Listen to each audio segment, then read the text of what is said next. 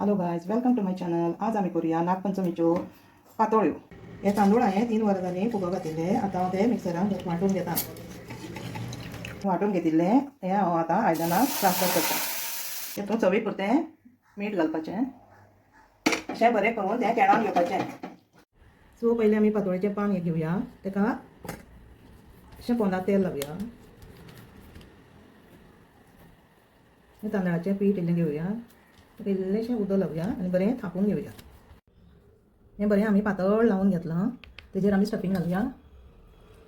Half सायडीन घालुया. हितून आमी सय, गोड, धवे तीळ, वेलची पूड घालून सगळें स्टफींग केल्लें आसा आनी अशें करून आमी परतून घेवया.